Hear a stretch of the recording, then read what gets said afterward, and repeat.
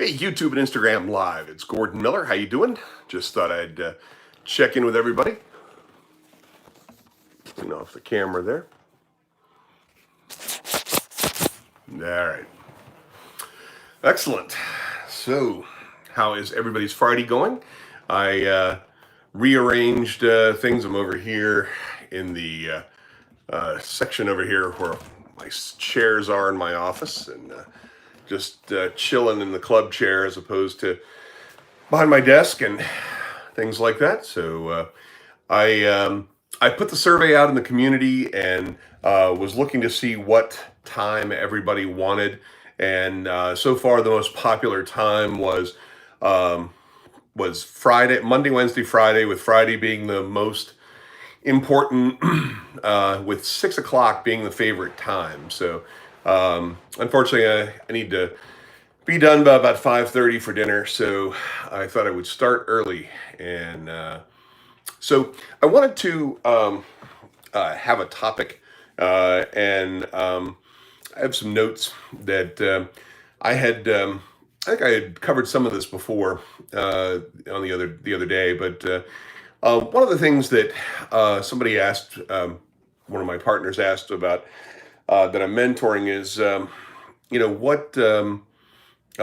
what do I see as the main functions that an entrepreneur has to focus on? And so, really, it comes down to you have to be an expert in three areas. So, you need to really be focused on sales. I mean, really, nothing happens unless you sell it, and so the uh, the yeah, no, Thomas, we know you don't inject Lysol to kill the virus. It doesn't work that way.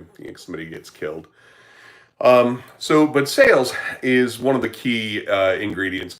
Obviously, being able to, listen actively, make sure you understand the needs of the customer, and well, thanks, Chris. I appreciate the compliment there. Glad you found me on Quora. Glad you followed me here. Glad you like the content. So sales is really one of the most important aspects of what you're going to do. I mean, if you don't sell it, it usually doesn't happen, and then you got to make sure you sell stuff not by thinking that you know what the customer needs, but actively listening to what the customer tells you they need, and listen to them, and it should go a long way towards solving that problem. The second thing is that when you're running teams, you especially if it's a technical solution, you need to know enough about the technology itself, even if you're not the primary system architect.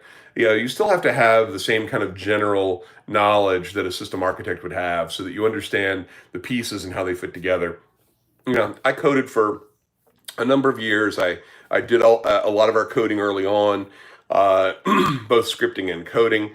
Then, really, we started the company by having um, three or four other people join the company full time before I did full time. So those people were really the ones responsible mostly for doing that. But it was part of the role that I played. I did quality assurance, and I did a lot of the project planning and customer contact and stuff like that. So, but the third thing is what I refer to as air traffic control, and it is really managing the other people involved in the process. I mean, if you're doing, we did a couple of projects early on where I did 100% of the work, or I did, I maybe have had one or two other people help me in previous projects. But that was when we were first starting out. And so what I did was really try to focus on how to manage the teams. And so a couple questions that I got as a follow up to that was, what tools did I use early on, and what process did I use, and things like that. And so I'm very grateful. In the early part of our Army project from 1998 to 2003, we had the chance to work with Science Applications International Corporation, SAIC, and SAIC took us through the Software Engineering Institute, the SEI, capability maturity model, CMM level 3, 2 and 3 certification. So we jumped 2 levels all in 1 year. And it was required by the government, and we did a great job on it. And it really was, it added an extra 20% of administrative burden to the project, and we had to absorb those costs. But learning the process was really part of that. And we had previously, before I had started the company, or just as I had started the company, I'd gone through the total quality management TQM process at the university that I was at, and they had brought in consultants, paid an enormous amount of money, and I benefited from that process as well. It really, the late '80s, early '90s was a huge process-driven time, and I am so grateful for that. A lot of the processes are embedded in the tools that we use today, and so somebody asked me what project management tools have I used. Well, I used to use Basecamp, which I'm not a huge fan of, and I actually just logged back into my Trello account for the first time in a while, and there was stuff still in there and things like that. Trello, I guess, was bought out by somebody here at some point, so that was good. It was nice to see those capabilities continue to evolve, and other tools have continued to grow. I know there are people that are huge fans of Jira and things like that. There's several major platform differences and stuff like that. But really, I've really enjoyed using the various software and those kinds of things. So I think that the processes that we learned early on were really very helpful, and I think I think people should have a quality process they go through. The Software Engineering Institute is at Carnegie Mellon University, and the CMM is now the CMM process has been superseded by what's called CMMI, which is the software integration piece. So I recommend that. All the information's out there. There's a bunch of stuff for free, but just Google CMMI or go to YouTube and take a look at that on YouTube Live as well as Instagram Live, both simultaneously right now. It takes about 12 hours to upload the hour-long videos. So I don't know. Instagram Live has no problem. It's available in my story instantly after I'm done. So it's kind of crazy. But anyway, so those are the three major areas. I like the sales process. I like learning about the needs of the clients. I like finding creative solutions to help the clients out. And it's one of my favorite things and one of my favorite parts of the whole process. And I'm a huge fan of Zig Ziglar, who was one of the early guys in the 50s. If you want to learn sales, you really need to go back to where sales really started. And this is people that were in the mid to late 40s and 50s, early 60s. Those guys really, that was where the real salespeople came from. That's where a lot of the recycled content you get today from people that claim to be sales experts, is just repurposed content from real people that knew the process, not, and I won't name any names. So let's see. But the sales process, learning enough about the technology so you know how the pieces fit together, that'd be the architect of it, and then air traffic control. Those are the three major components that really have been instrumental in why the projects we've done have been successful. We have actively created more than, or participated in, or whatever, more than 200 projects in the last 27 years. So it's been kind of crazy.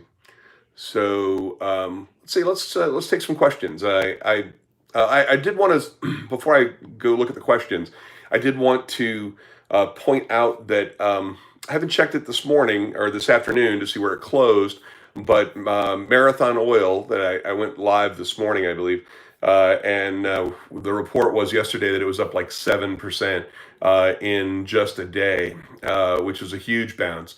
And I've been saying that, stocks like MRO, Marathon Oil, were going to, start to come back. And I'm glad that those of you that saw the videos earlier in the week and decided to take a chance on placing a bet on whether or not I was right. It looks like you guys ended up reaping the benefits of that. So congratulations. I'm glad.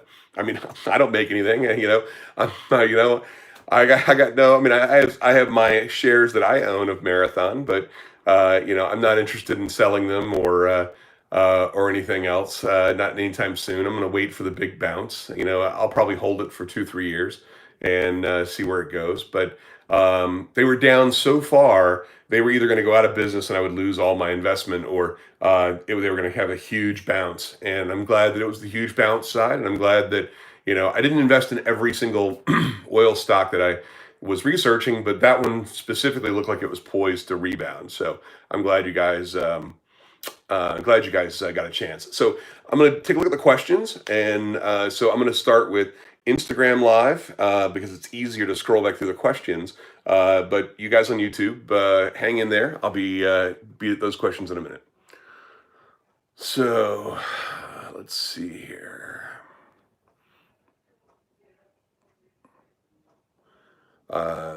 Mr. Miller, do CEOs just have the company buy back the shares and the shareholders pay them and call it a stock buyback? Yeah. So if the company wants to buy back shares of stock, it can basically, the company can buy it itself rather than waiting for another buyer. And So if somebody has got lots of shares that are trading and the trading volume is starting to bother them in terms of the value of the stock, they may buy it back to help control the price of the stock so it doesn't go down too far. Hey, Mr. Miller, thanks for these live chats. One question: how do you generate leads when you start a new business? So, in terms of lead generation, I focused on local businesses that I could develop a relationship with, and we had a particular offering at the time. We were making 3-page websites for $1,000, back in the day, and so I think it was like $500 actually for and there happened to be a grant that the town of Blacksburg, Virginia did, where it would basically pay $400, and so all that the company had to do was pay $1 and or $100 of the 500, and we closed like 35 customers that first week, and so it was crazy. But we happened to already have all the stuff together. Then they announced the grants, and so we made like 17 grand that first week. So it was kind of crazy. Overall, we made like 35,000 that month. It was nuts. So lead gen is really kind of about using your network, though. I mean, it's really about developing your network on LinkedIn and on other things like that, posting your content, trying to help solve problems. I did a lot of work for free in the early days. I would do consulting, at $1,000 a day, and things like that. These days, if you want me to show up at your place, it can be as much as 10 grand for a day. So, but yeah, I mean, sometimes it's a matter of getting it done for free. What do I think about Michael Moore? Michael Moore's all right. I mean, everybody's entitled to their opinion, even if it's wrong. So, but I enjoy Michael Moore. So indirectly, CEOs just get paid cash at a lower tax rate since it's capital gains. No, I think you're mixing up like 4 or 5 different things there, Cooper.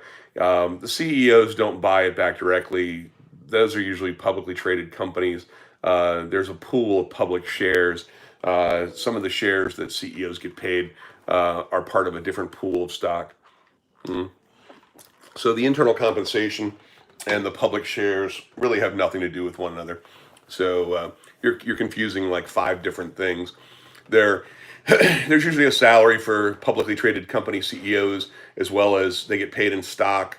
They have options in stock that they can exercise at certain target prices and things like that. So I mean, there's lots of different. We can't get into all of that. I'm not a CPA and I'm not a tax attorney, but I would consult both of those if I were you.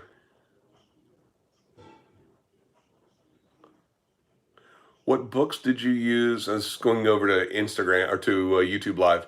What books did you use to learn, and what ages did you start being an entrepreneur? What's the worst advice you've ever received?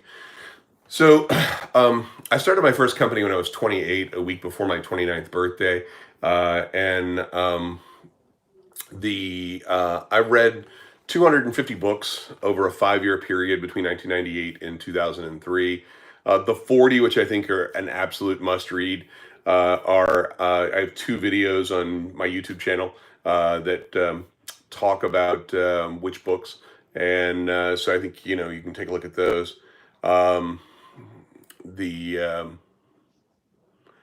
Can you recommend books or resources to start on investment and money management for beginners? I don't. I don't have any specific advice on investing. I mean, my videos, my advice is you stick your money 500 to 1,000 a month or more in an index fund of the Dow and the S&P 500, and don't touch it. Majority of over 70 some percent of money managers that are supposed to be professionals that get paid to manage your money do worse than just that advice. So, chances are the guy you're going to hire is going to do worse than my advice. So, let's see. What's the worst advice I ever got? Um, I don't know. I would imagine the the worst advice I ever got, I think, probably um, was to uh, get investors involved in something. My second company, Harmonia, brought investors in the process, and the founders still maintained some interest. I mean, the company has blown up and it's done really well. But the people who did really well are the investors. And fortunately, the founder and the those of us who made it happen didn't end up benefiting nearly as much. So, be more specific on the projects you worked on and how the company is structured. Well, Don, there's uh, several different examples on my website of the kind of companies that I've started with different partners, and the we've also got 88 examples of different projects on our website at g3.com. So um, let's see here.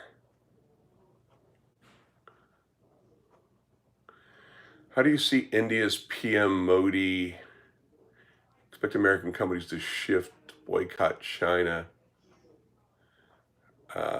Yeah, so I'm not going to comment on India. I catch enough flack on India as it is.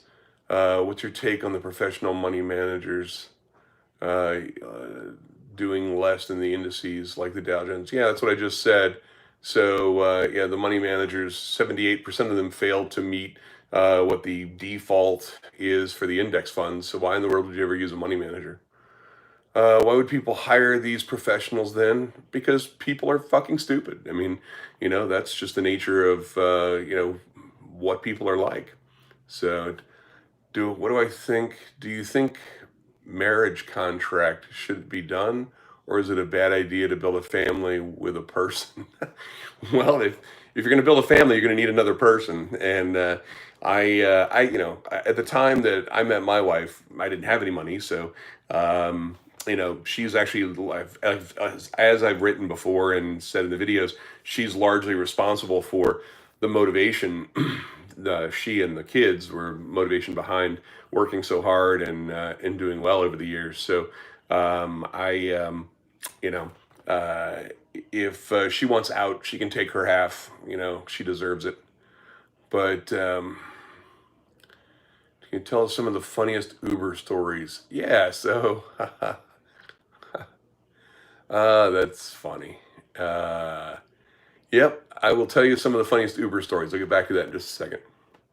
How many people next week will die from? Look, let's stop posting shit about Lysol, okay? I'll ban you from the channel if you don't stop. Considering the present COVID situation, will you be considering making investments in cleaning equipment? No. I am helping our partners overseas redirect essential medical equipment to the US and Canada on allocations that were originally destined for the Middle East and other parts of the world.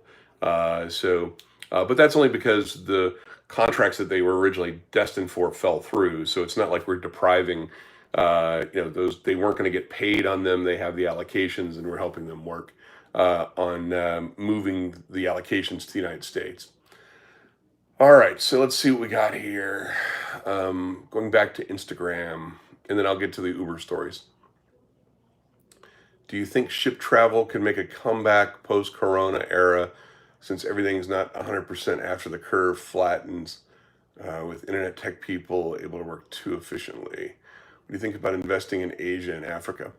So, cruise ships. If anybody's ever dumb enough to get on a cruise ship, they deserve whatever they get. Because, so,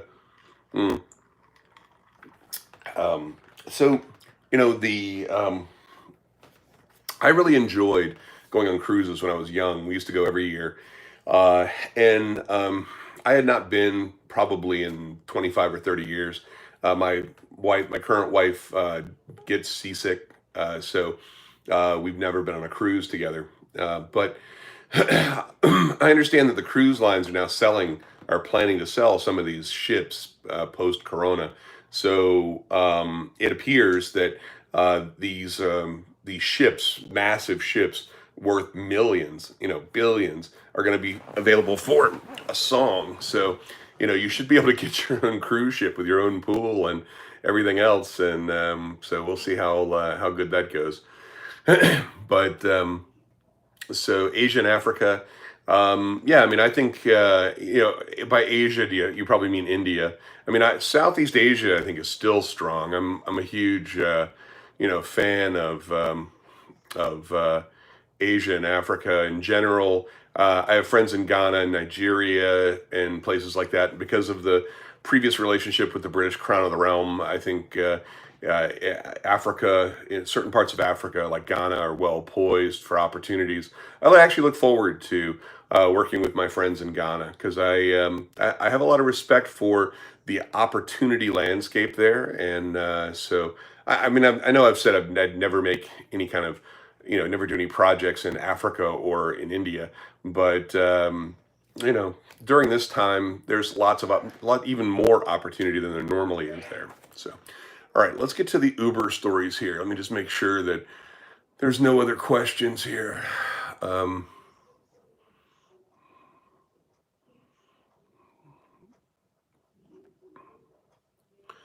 Do you have times when you struggle to fall asleep? If so, what helps you fall asleep?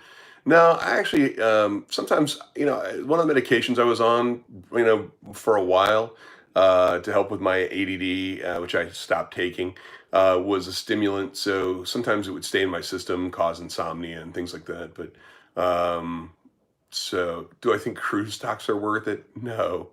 I think I would invest in scrap iron by buying ships by the ton. So, COVID has disrupted the schools and universities.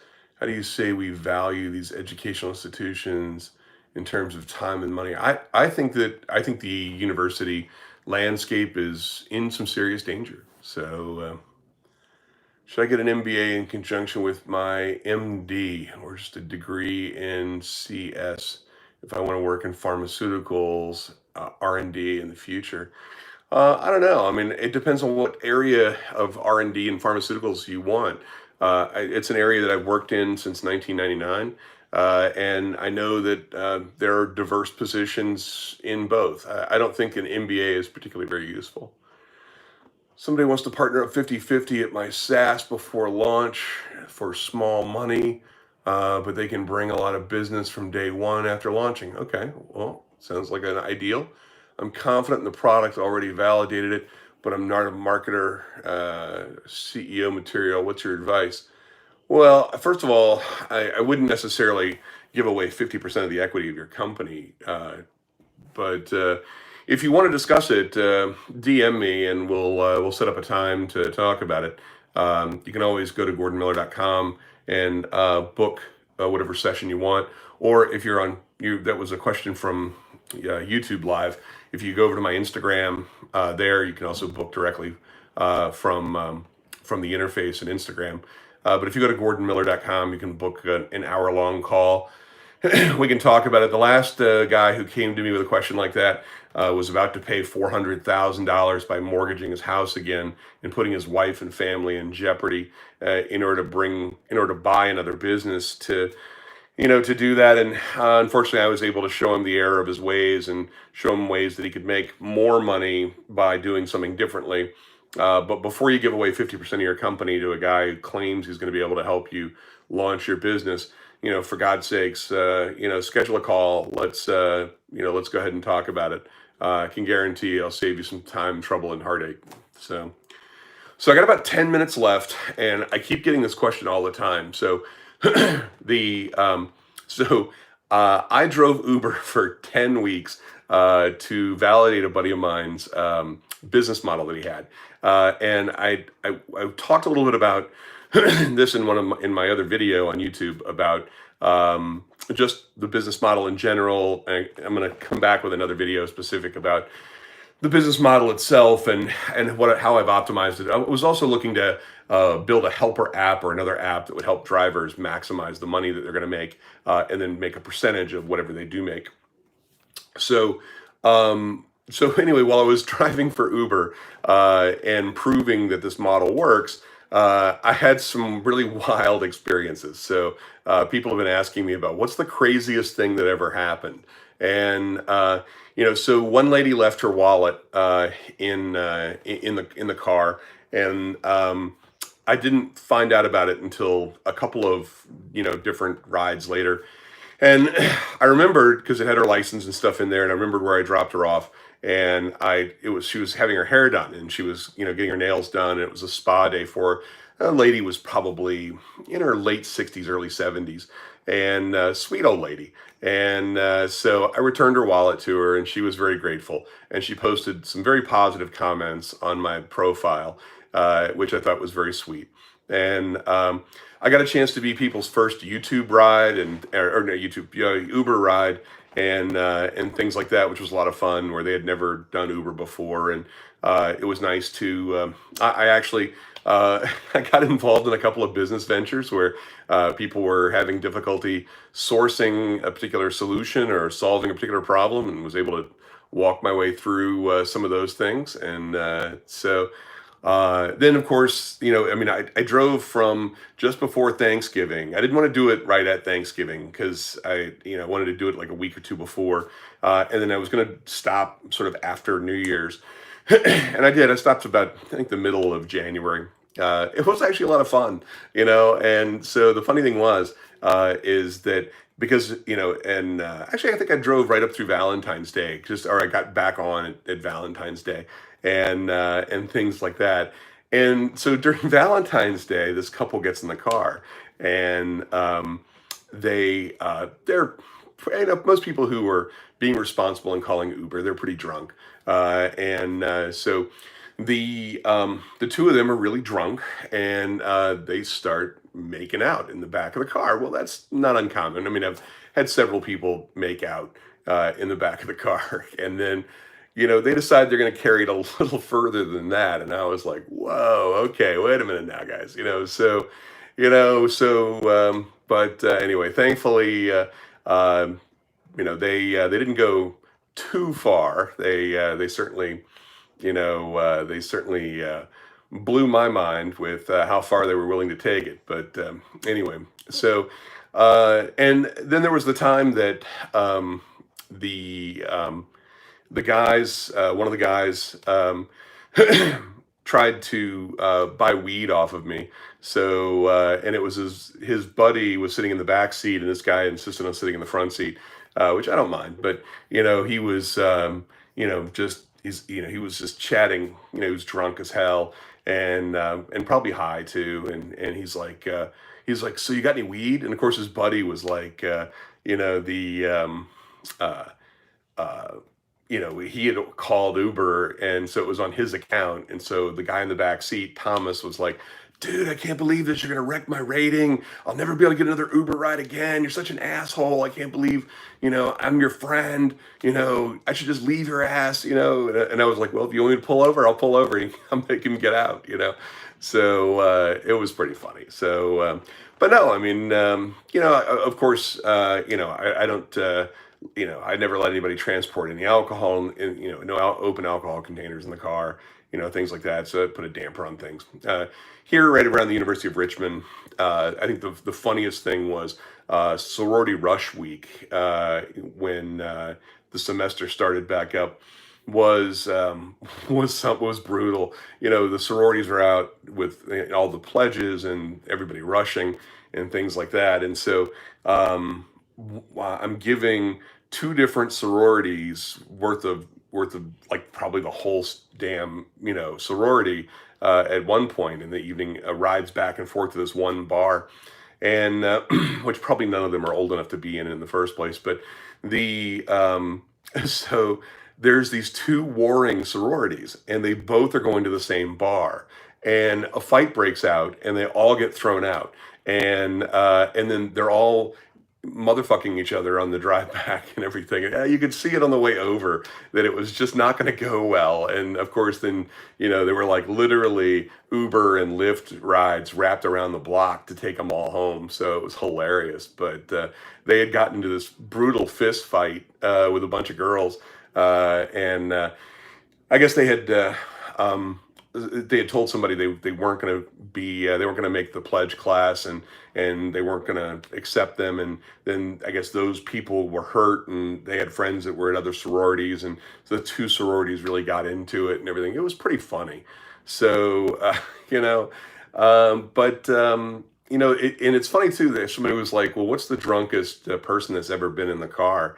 And the drunkest was actually a sweet couple. They were probably in their early 70s. I would say he was probably 76 or so, 78, and she was probably 72. And it was right around Thanksgiving, and they were having dinner at a friend's house downtown, and it literally took them like maybe 30 minutes to get to the car, trying to navigate the steps and get down the 4 steps and make it the 100 feet to the car and things like that. So and everybody's shocked because they're like, it's like, so the drunkest people weren't the college students. No, the drunkest people were the old people, man, because they're on medications that interact with their alcohol and shit like that. So and then there's the two couples that were so drunk. The one guy passed out in the back of the car, and they couldn't wake him up. And he gets out of the car, and he ends up just pissing right there in his own driveway, and so just takes it out and is just peeing. Thankfully, he didn't get anything in the car, but it was something. I mean, it was it was an experience. I think the worst experience so far, though, was there. I used to drive the overnight shift just because I wanted to sample revenue examples from the business model, different times and things like that. But I was out, what essentially was 3 a.m. on Christmas Eve. So it was the day before Christmas, and at 3 a.m. that morning. And about 3:15, request came in, and it was this abandoned industrial section of town adjacent to a really kind of sketch kind of neighborhood, and along a major thoroughfare. And so I show up, and there's nobody there, and I text, and I eventually call. And so she says she sees me, and she comes from around the side of this building in this abandoned section, and she is torn up, man. I mean, and so I asked her what happened, and she said her boyfriend, she and her boyfriend had an argument, and he pulled over into this abandoned section, and he drug her out of the car and beat her head against the side of the car until she was unconscious, and then got in the car and drove off. So thankfully, she had her phone in her jeans pocket, and didn't have her purse or anything else like that. So, but it was a pretty, I had a couple of situations like that had to interrupt about 3:45 in the morning, another evening. A woman was trying to leave what looked like her boyfriend's apartment, and he didn't want her to leave, and so he grabbed her arm to keep her from leaving the porch. And so I got out of the car, and stood up, and I was like, because I'm 6'2", 300 pounds, and I'm like, do we have a problem here? And she clearly wanted to leave, and he didn't want her to leave, and so he let her go after that, and she got in the car, and she was like, thank God, thank you so much, she's like, and there were people who ended up going home with somebody from one of the bars, and they wake up at 4 a.m. and they finally sober up and realize they don't know where they are, they don't know who they're with, and things like that. And that can get pretty scary. So I was glad to be able to be there. It's amazing. There's lots of sort of anecdotal stories like that. So I'll have to have to go back and chronicle some more of them. But it was an interesting experience. It really was. I have a lot of respect for the people that choose to use Uber. You people are way too drunk to be driving. So congratulations for making a great choice. When my father passed away, he had 58 points on his license, almost all of them DUIs. And that was way back before, ride sharing was a thing. And he made the decision to drive way too many times where he probably shouldn't. Never hurt anybody, never was in a major accident, but got plenty of tickets. But I have a lot of respect for that, and I think that Uber drivers provide a terrific service, a tremendous social service, keeping people safe. So it was my pleasure to be able to do that, and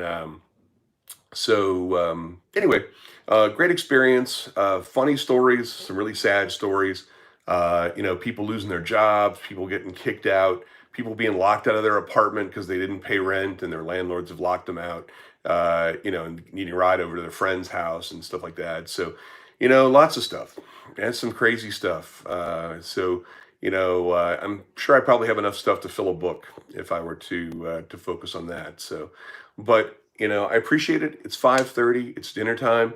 I love hanging out with you guys. I see we have more people on YouTube. Got more people on Instagram. So how do you deal with a breakup? And also, seeing some questions on YouTube for, was my father an entrepreneur? Yeah. In fact, in my video this morning that I did on Instagram Live, we talked about the businesses my father had. He had several businesses in his lifetime, and so never more than like two at a time. But yeah, so he was an entrepreneur. That's where I learned it from. And but anyway, I love hanging out with you guys. I'm going to go live, pretty much every day for sure. Monday, Wednesday, Friday, sometime between 4 and 6. It just depends on what my schedule is. And for whoever it was that decided they were going to waste my time this morning off of Instagram, when I went Instagram Live and booked, you booked 24 sessions every Tuesday from 2 to 3 o'clock for the next 6 months. If I catch you, I will make you pay the $6,000 that you managed to not do. So the payment thing is set up now to where you have to pay. It wasn't set up before, but it just it annoys me. It took me an hour to clear all the other stuff off, and all you did was waste an hour of my time. So people wonder why I charge. I don't charge because I need the $250. I charge because of assholes like that like to waste my time. So, it's just bullshit. So, thanks a lot for wasting my fucking time. So anyway, but listen, guys, enjoy your weekend. Chances are I'll probably go live sometime later on over the weekend. And, I appreciate both Instagram and YouTube Live. I appreciate it. Thank you very much, guys. Bye.